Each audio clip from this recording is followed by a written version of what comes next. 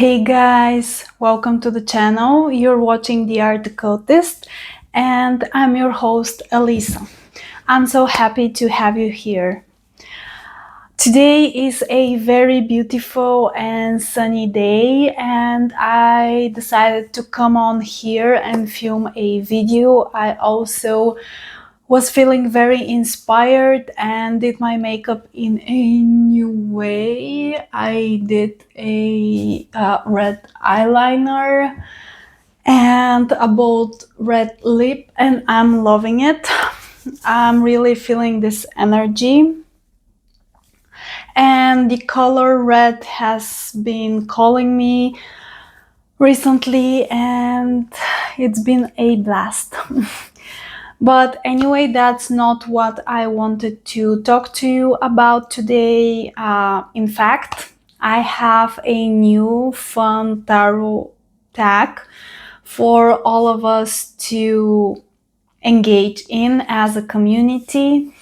And this new hashtag, you have already seen the title of the video, but it is the hashtag "What is Tarot to me?" And I have 11 questions for all of you. And what we're doing today, I am going to answer those 11 questions for myself about my relationship with tarot. And I have my trusted journal here. I have written all of the questions down, but I have not written my responses. So I'm going to answer them in real time here on camera. And I'm just going to speak from my heart, whatever comes to me in this very moment. So if you want to participate in this new hashtag, "What is Tarot to me?" You can find all of those questions listed in the description box down below. I will be so honored if other people jump on and do this hashtag. And I think that it's going to be a fun experience for all of us in the tarot community. And it's going to serve as a how to put it. It's going to let your viewers gain deeper understanding about your relationship with the cards and etc. And it's a overall fun thing to do. So the first question in this hashtag is, how do you explain what tarot is to someone that has never heard of tarot before?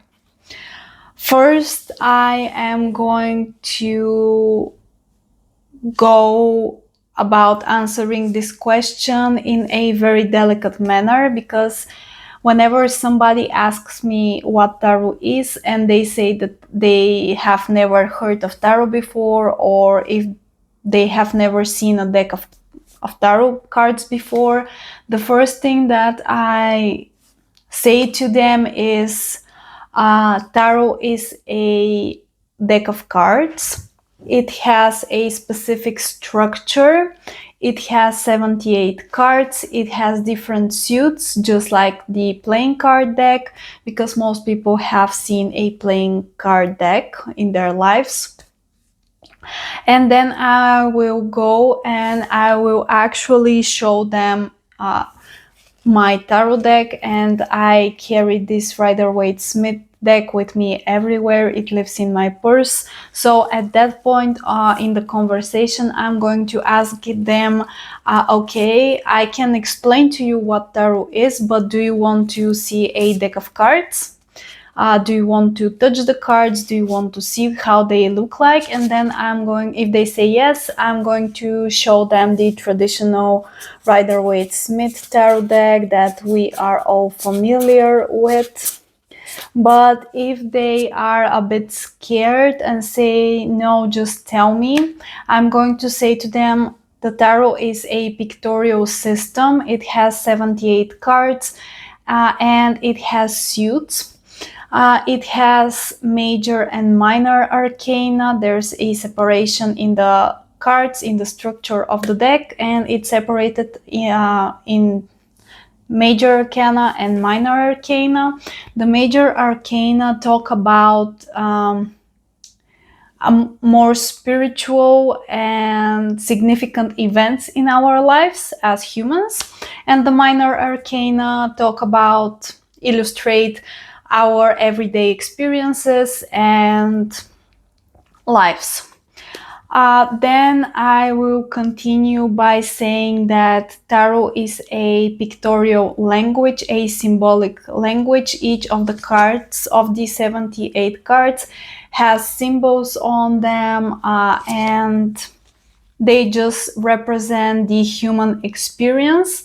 And I would also add that I perceive the cards to be a book. I would say that I perceive the cards to be as a book of life in a sense, and that they tell us our stories, and it's just a tool for communication and reflection. So this is what I will say to a person that has never ever heard what tarot is or has never seen a deck of cards before. And if they want to see the cards for themselves, like I said, I always carry this deck, the Rider-Waite-Smith traditional tarot, and I will show them the cards while I'm explaining all those things to them. So the second question is, what is tarot to you personally? As a reader, as a practitioner, if you read cards, what is the tarot to you personally? For me personally, tarot is a magical tool first and foremost, and this is because I started my spiritual path with through witchcraft and Wicca. And most people nowadays on TarotTube, at least what I'm seeing and online, start their tarot journeys by encountering a deck of cards, a tarot deck, in the world, in a bookstore or something, because tarot is very popular nowadays and you can basically buy a tarot deck anywhere, pretty much anywhere. And my relationship to the tarot is more sacred than that, because I started with a spiritual practice, and then I incorporated the tarot into that pre-existing magical and spiritual practice. The tarot personally for me, like I said, it serves as the book of life. And whenever I'm reading the cards, I'm using them as a communication tool to commune with my deity and different spirits and disembodied intelligences. And for me, the main function of the tarot is like a telephone line. It's a tool for communication and translating those messages that come from my deity. Okay. But in the past, I have also used the cards in a more psychological way, and when I ever perform professional readings, for the majority of the time, I use the cards as a tool of reflection and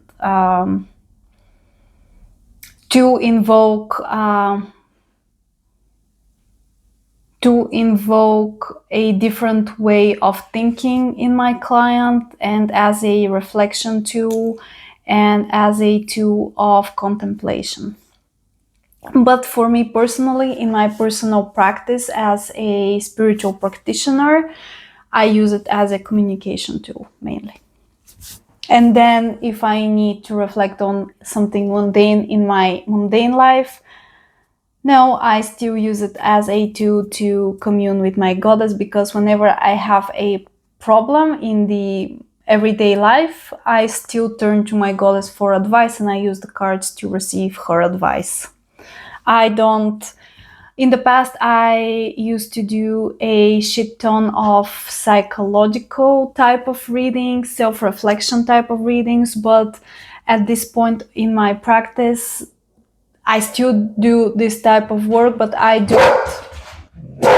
still do that type of work, but I do it through the lens of deity communication and deity work relationship.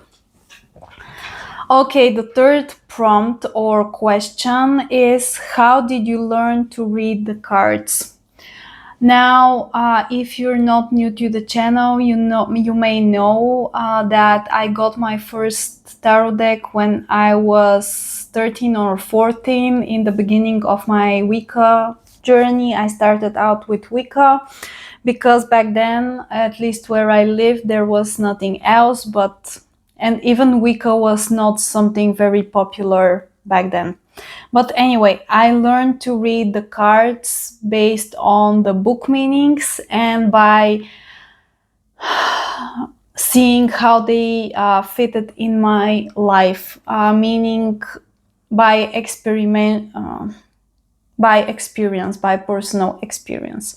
So I read a lot of books, I read a lot of online material about each card, I memorized the traditional meanings, and then I experimented to see how each card fitted into my life, into my daily life. I used to do a shit ton of readings for myself around magical workings, because back then I was a teenager. I was actually doing way more magic than I'm doing right now. But anyway, and yeah, I learned through reading, researching each card. I learned through learning about different symbols and yeah, I was dissecting the images, the meanings that I used to find online in books, etc. So this is how I learned to read the cards, and over time I developed personal associations with each card, and I started to hear and I started to hear my intuition more and more, and that's why now when I do a reading and I get the Three of Swords, for example, I can either read it in the traditional way, or I can interpret it in a way that my deity is conveying a message. And the Three of Swords can mean two very different things in two separate readings for me, because now I have this basis of the traditional and established meanings, if you will, and then on top of that I rely on the intuition that I have developed over those years as a spiritual practitioner. I layer my personal associations with the cards through my experiential understanding of them. And yeah, basically that's how I learned to read the cards, and that's how I read the cards nowadays. I use a variety of different methods, and I have a vast base of meanings in my mind. And yeah, basically by reading tarot intuitively and by learning from your experiences, you never stop learning about the cards ever. So yeah, because that's the other thing, the tarot is also a mirror. So wherever we are at life, the tarot will reflect that back at us through its symbolism and structure.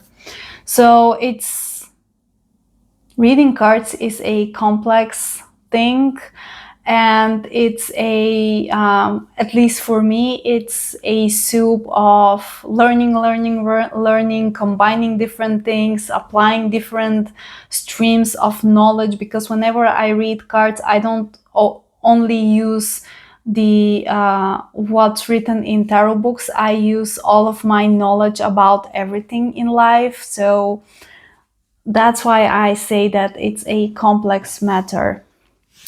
But yeah, I at the beginning I was learning from books and from my own experiences, seeing how the cards play out in my life.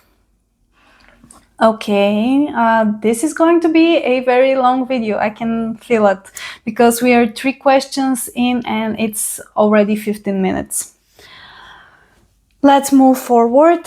The 4th question: what do you use the cards for? So what do I use the cards for? I use them for communing with my deity. I use them to read for my clients because I'm a professional reader. I use them whenever I have a problem and I need to reflect on it. I go to my altar, address my deity, which is Hekate, and then I perform a reading and receive her advice. But I use them for myself, I use them for others, and I use them every single day, either for clients or for myself. But whenever I read for myself, I read through that lens of divine communication. Next question is: what is your approach to the cards? Meaning more psychological, more through the spiritual model, more through the energetic model. So what is your approach to the cards? To me, I'm approaching the cards through the spiritual model, and each and every reading for me is a ritual. It's a spiritual act of reaching through the void and receiving knowledge, or reading an information base, especially if I'm doing a reading for somebody else. It feels like I'm reaching through this portal. By laying the cards, I'm creating a portal, and through that portal, I'm able to receive knowledge and data, information, if you will, for the question that my client is asking me. So yeah, this is my approach. But whenever I'm conveying those messages, especially to my clients, if it's not specifically a spiritual question that they have asked me, my language and my expression tend to be more grounded, and I tend to present the readings through a more of a psychological and self-development lens to them. But the whole approach that I have while performing the reading is that of I'm opening a portal, I'm reaching through, and I'm taking the information from the spiritual plane, if you will, or I'm opening a portal and I'm receiving the information directly from my goddess. So that's my approach to the cards, and I treat each and every reading as a ritual and as a sacred act. Yeah, that's basically how I would answer this question. Okay, the 6th question is: what types of readings do you do? For me, I do all sorts of readings. I don't censor myself. When I have a question, I ask it. I don't censor myself. When I do client readings, I do a lot of types of readings, but my most popular ones are love readings, career and money oriented readings, and there's a small group of clients that are on a spiritual path, that ask me about spiritual stuff, connection to deity, to spirits, etc. So those are the three main categories and types of readings that I perform as a professional reader. But for myself, I do all types of questions. I don't censor myself. The next question is, what types of readings I would never do or you would never do? For myself, if I read for myself, like I already mentioned, I ask all types of stuff. I don't think that there's a question that if I wanted to know the answer to, for me personally, I wouldn't ask it. So there's no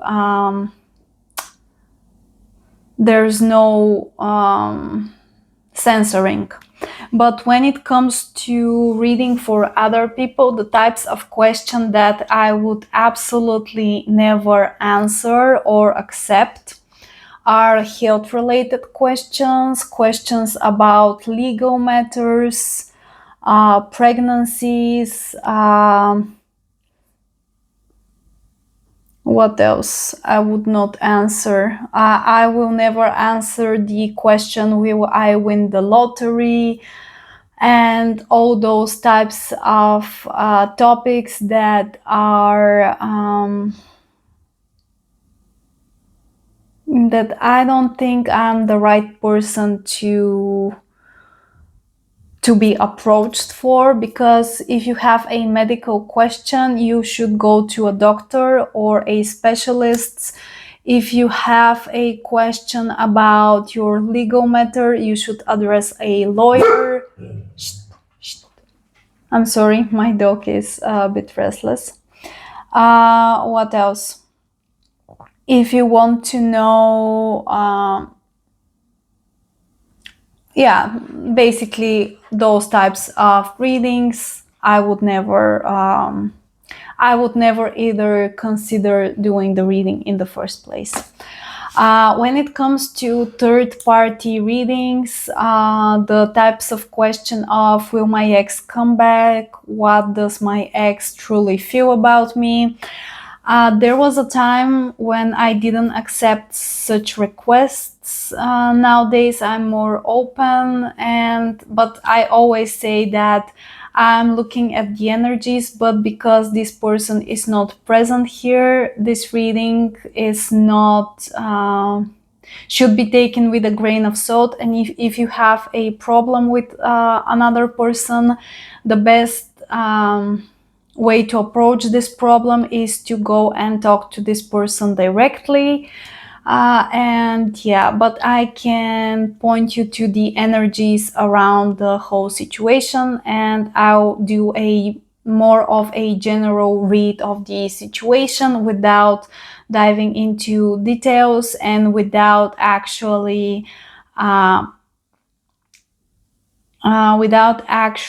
violate the consent from. I would never violate the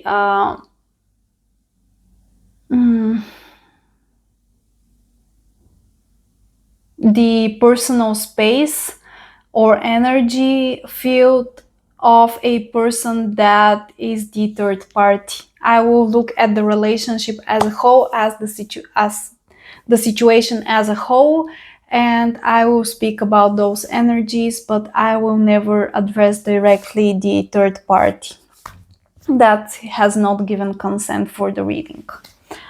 Okay, so let's move to the next question. Number 8. Do you think that tarot can predict the future, and why? Once again, I have two answers. The first answer, for me personally, when I read for myself, I totally believe that the tarot can predict future events.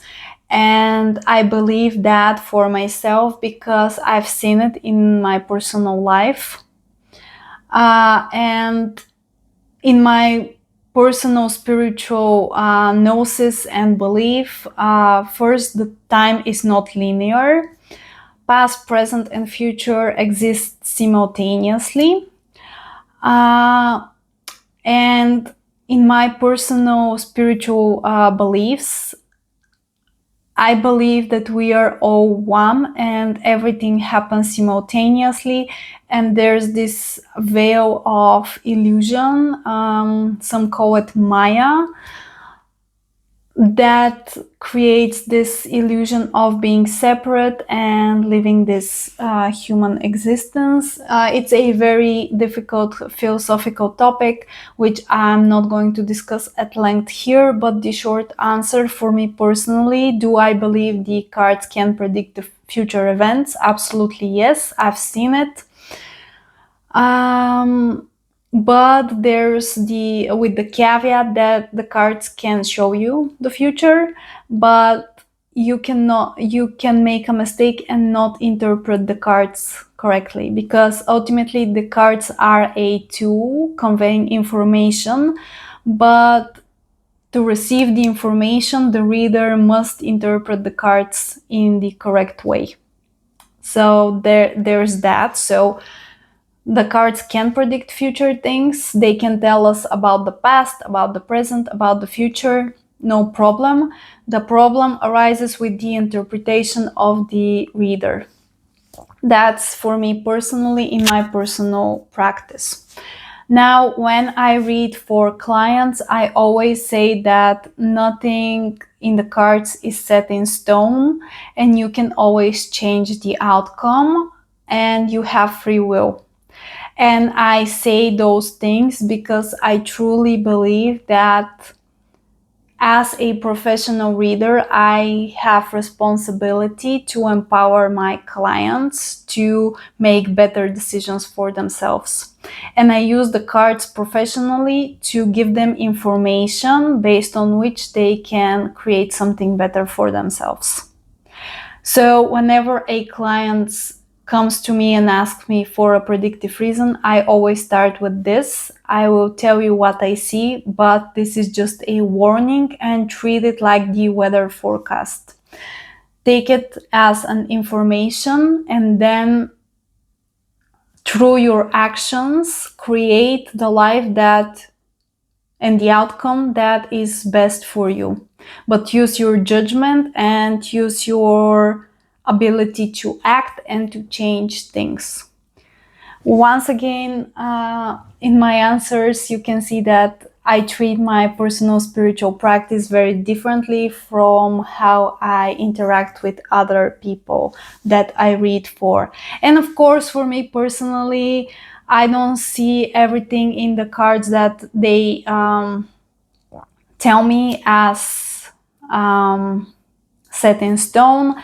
Like I said, I'm just a human and I'm the interpreter, even in my own practice. So I'm flawed and I can make a mistake. So I always have this in my mind that I'm taking this information, but let's see. And let's see how I can do something with it. What can I do with this information? How can I apply it? And this is the same for when I read for other people. I always tell them, take the information and see how you can best apply it to yourself, because you are living your life. You know what's best for you. I'm just reading the cards. That's it. Okay, next question. And this is an interesting one. So, are you a collector, and where you stand on tarot consumerism? That's a interesting thing, and yes, I am a tarot collector. When I first started reading the cards, when I was 13 or 14 years old, I had only one deck. It was a Rider-Waite-Smith tarot. I had only one deck for around 10 years. And when the pandemic happened, I moved to a different country. I moved to Vienna, Austria. And actually, that's when I discovered Tarot Tube and I saw all of the beautiful decks. Personally, I've had a very complicated relationship with purchasing decks and collecting decks as a whole. During the whole pandemic and during the time that I lived in Vienna, I was coping with my negative emotions and experiencing by self-soothing with shopping therapy. And the focus was tarot and oracle decks. And there was a period of time where I was constantly looking online, purchasing new decks. There was even a period of time during that time window, maybe 2020 to 2023. That's the time window that I'm referring to, where there was a period of time during that window where I started doubting my skills as a reader, because I didn't have as large collection as other people that I was seeing online. I developed imposter syndrome around my abilities as a reader. Um, and it was not a fun time, and it took a while for me to heal that part of myself, that basically the whole stress of the pandemic, of having to adjust to a new place, a new country, all of those things brought a lot of stress for me, and this stress unlocked a very unhealthy relationship with consumerism and collecting decks. And it took a long time for me to get past that and to heal from that. Right now, I have a medium-sized collection, more so on the smaller side for some, compared to some channels here on YouTube. I still purchase decks. I don't think that I could ever go back to having just one deck, even though if you want to read tarot, that's actually what you need. You need only one deck to read cards, to read tarot. But I'm at a place in my practice where I know I have my reasons to have multiple decks. I know intimately each and every deck in my collection. I have spent time with each and every deck in my collection, and I have a specific job or purpose for each deck that I own.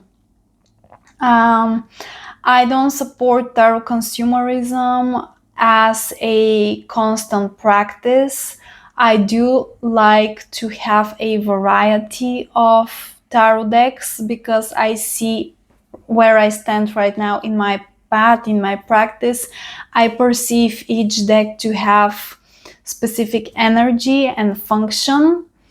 And yeah, but I don't support the practice of I'm going to buy all of the new decks simply because they're new and I don't want to miss out.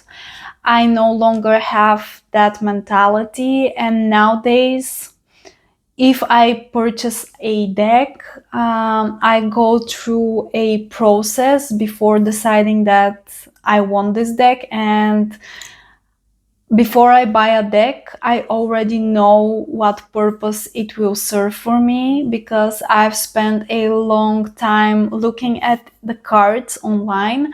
I've spent a long time of reflecting, where does this fit into my practice? Does it fit?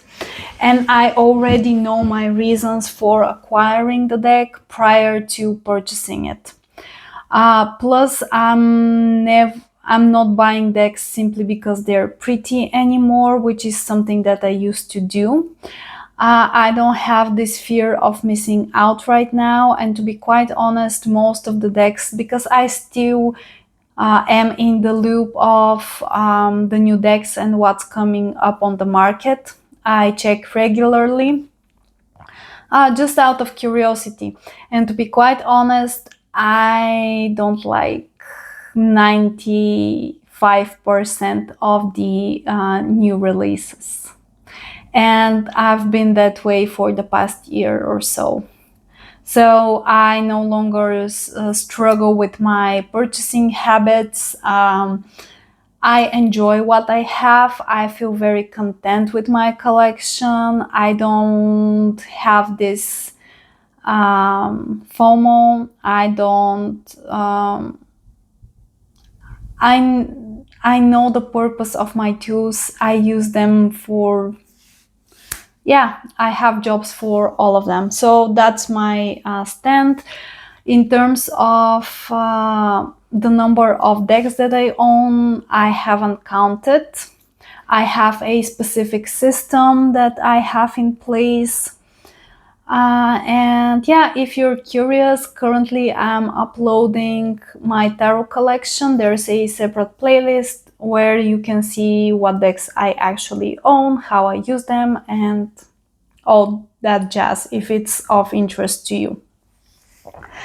Okay, guys, 2 more questions. That's a really long one. So, question number 10. Show us 3 decks that are closer to your heart, that are close to your heart. Okay, I have my 3 decks here. I have pre-selected them. And where do I want to start? Okay, I'll start with this one. This is a deck that I bought a year and a half, maybe 2 years ago. And I bonded with it last year. This is the Magical Dog Tarot or something like this. This is by Llewellyn. And it's a tarot deck with dogs. It's close to my heart because of my goddess Hekate. Recently, she has claimed this deck to be hers. I love dogs. All of my life, we have had a dog in the house. So actually, that's why I bought it. I bought this prior to my relationship with Hekate, prior to starting this relationship. And at first, I was just enjoying the beautiful artwork and the dog energy. Then there was a period of time where I didn't read with this deck. And recently, Hekate wanted me to pull it out and use it with our readings together. I actually edged it with 3 different colors to match the backs. This is a mass market deck. And yeah, and why Hekate really likes this deck? Because dogs are one of her sacred animals. And yeah, the other thing is that this deck really feels shamanic in nature. It feels ancient in its energy, and I just want to share with you a particular card that made me bond even more to the deck, and a particular symbol that I saw after I purchased the deck. So the card that I'm speaking about is the Shaman or the Hierophant card traditionally. And the symbol is here on the wall behind the dog. I don't know if you can see it. Let me try to focus on it. Okay.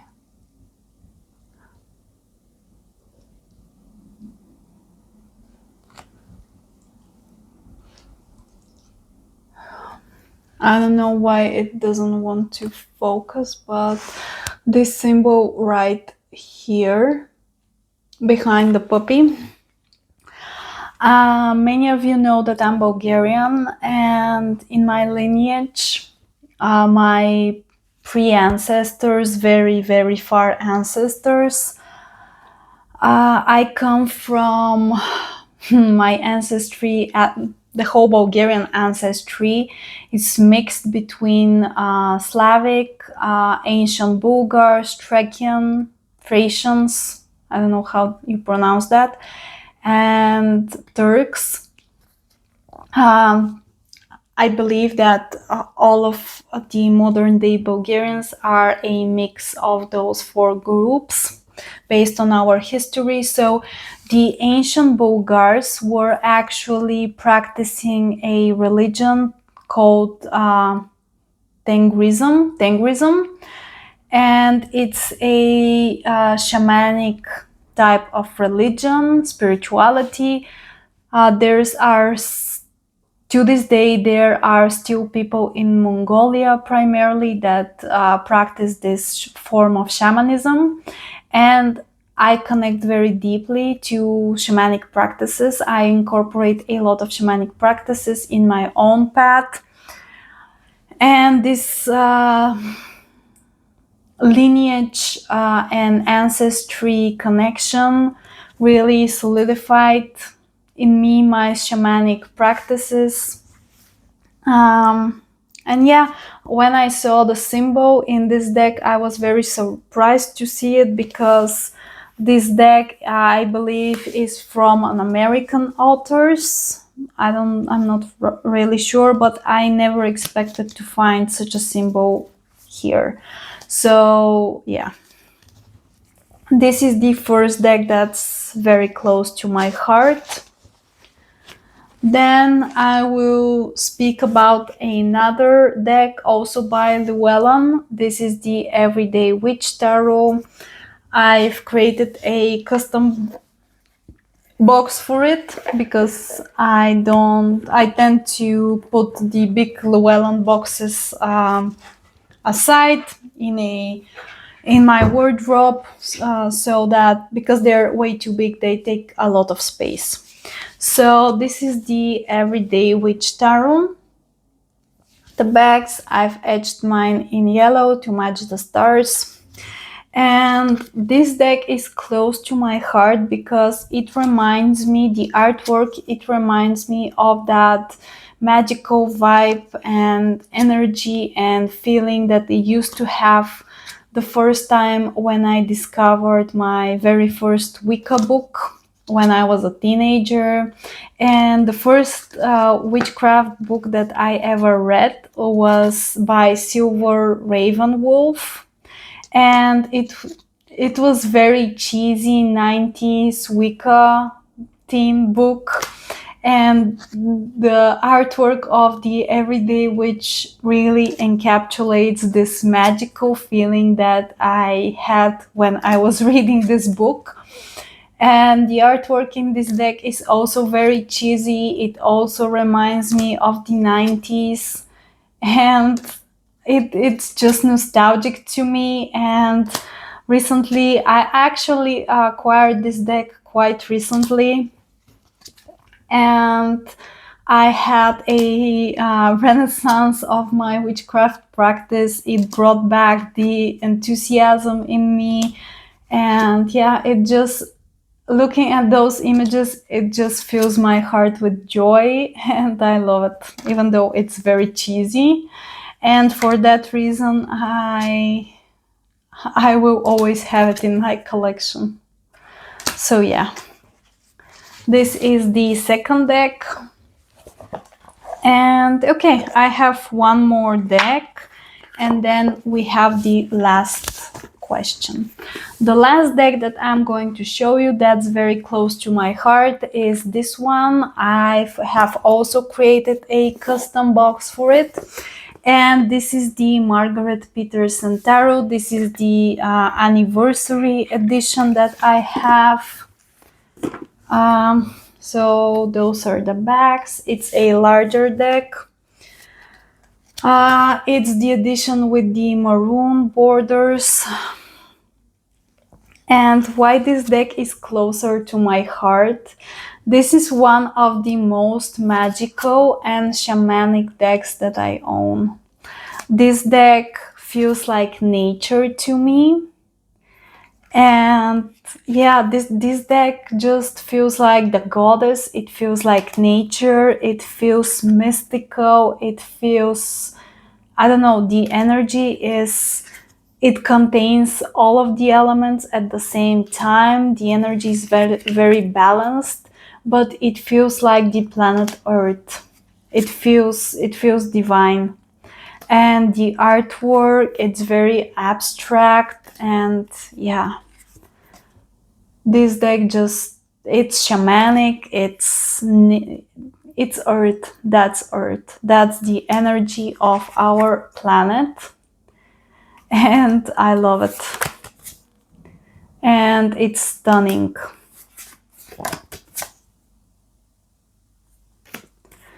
Okay, I'll show you two more and we will move to the last 11 question.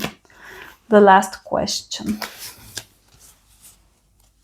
And this is a hard one. So, the last question is, share with us one card that describes you or your energy as a spiritual being. That's a very hard one. So, one card that describes you as a spiritual being. I'm afraid that I have to pause this video to really look at some tarot cards and actually decide. So, be right back. Okay, so I have put my the Art of Hekate Tarot. This is a deck that I created. It's a collection of pre-existing artwork curated into a tarot deck. And I have selected a few cards here. So I have the Hermit card. I have the Page of Swords card. I have the Page of Cups card. I have the World card. I have the Priestess, the Nine of Coins, and the Magician. So which one of those cards really relates my energy as a spiritual being? Well, the Page of Swords is kind of, I'm always learning, reading, or studying something about spirituality, so that's a big part of my identity. The Page of Cups, I'm always trying to create something and to channel my emotions and to learn from them. And I'm also a bit of a idealist. I have very strong sense of what's wrong and what's right for me personally. So I can see how those cards can fit, but they don't quite feel right. So, the World card. I strive to achieve that balance of the World card, but I am not there yet, so that's also not it. So the Magician. Yes, I dabble in occultism and magical systems. I perform ritual, I do spells, although I don't do them often, maybe once or twice a year. So I don't know. That's not really it either. The Nine of Coins. Yes, I enjoy my material things, my body, but not exactly. And the last two that I've chosen are the Priestess and the Hermit card. And I think that those two cards combined truly represent the energy and the essence of me as a spiritual being. Because the Hermit, I really prefer my solitude, to be quite honest with all of you. I enjoy myself the most when I'm alone with my dog, when I do my things, and when I'm not bothered. and when I'm not disturbed from my spiritual pursuits, just like the hermit, I thrive in that environment. And the priestess, because so much of my work is, and actually mission in life or purpose, I don't know, however you want to call it, but so much of my focus lately and what I've been discovering about myself is the fact that I am a medium between my goddess and other people, and I act as an oracle for my goddess or Hekate. So the priestess card also fits. So maybe those two cards. Ooh, yeah. So one card that describes you as a spiritual being. I don't think I can choose only one. I think I will go with the hermit and the priestess combined as my final answer. Okay, those were all of the questions. I hope that this was enjoyable. I know that I tend to ramble a bit at times, but it was all a good fun. That's what I can say. So yeah, thank you guys. Thank you for watching. I hope that you decide to participate in this hashtag. I really am curious to see your answers.